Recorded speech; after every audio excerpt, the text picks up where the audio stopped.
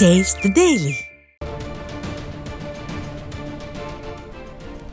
அண்மைச் செய்தி. இந்தியா இலங்கை இடையேயான அரபிக்கடல் பகுதியில் நடுக்கடலில் 500 கிலோ மெத்தபெட்டமைன் போதைப் பொருள் பறிமுதல் செய்யப்பட்டிருக்கிறது. அதன் விவரங்களை வழங்குவதற்காக நமது தலைமை செய்தியாளர் ஜெயக்குமார் இணைந்திருக்கிறார். அவரிடம் கேட்கலாம். ஜெயக்குமார், வணக்கம். விவரங்கள். வணக்கம். இந்திய கடலோர காவல் படையினரும் அரபி கடல் அருகே சுமார் 500 கிலோ மெத்தபெட்டமைன் பறிமுதல் செய்திருக்கிறார்கள். இதனுடைய மதிப்பு பல நூறு கோடி ரூபாய் இருக்கும் என்று தெரிய வந்திருக்கிறது. பல்வேறு நாடுகளில் இருந்து கடல் மார்க்கமாக இந்தியாவுக்கு போதைப் பொருள் கடத்தல் என்பது தொடர்கதையாகி வருகிறது.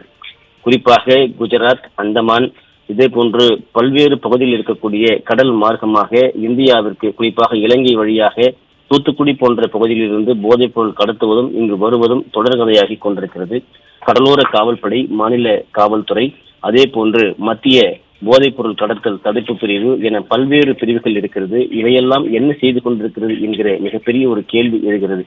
தற்போது 500 கிலோ மெத்தபெட்டமைன் என்கிற விலை உயர்ந்த இந்த போதைப் பொருளானது கடலோர காவல்துறையினரும் அதே போன்று அந்த கடல் பரப்பில் இருக்கக்கூடிய காவல்துறையினர், கடலோர காவல்துறை இணைந்து நடத்திய ஒரு தேடுதல் வேட்டையில் அரபிக்கடல் பகுதியிலே நிறுத்தப்பட்டிருந்த கப்பல் ஒன்றிலே சோதனை செய்த போது சுமார் 500 கிலோ மெத்தபெட்டமைன் பறிமுதல் செய்திருக்கிறார்கள். இதனை கடத்தி வந்தது தெரிய வந்தது. குறிப்பாக அந்த போதைப் பொருள் 500 கிலோ 2 படகுகள், அதாவது இந்திய கடலோர காவல்படையினுடைய அந்த காவல்படையினர் அந்த 2 படகுகள் பறிமுதல் செய்திருக்கிறார்கள். கடத்தலில் ஈடுபட்ட 9 பேரை பிடித்து விசாரணை மேற்கொண்டு வருகிறார்கள்.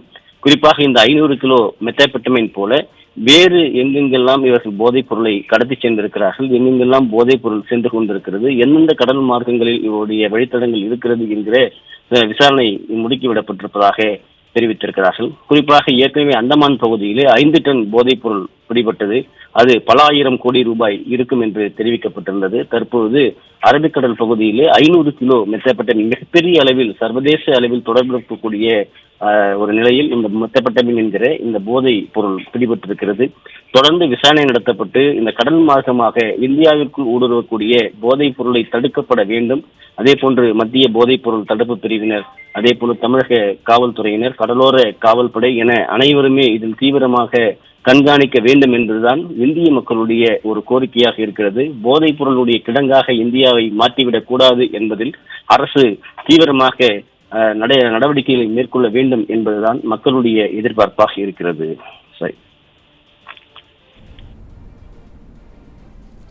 விவரங்களை வழங்கியமைக்கு நன்றி ஜெயக்குமார்.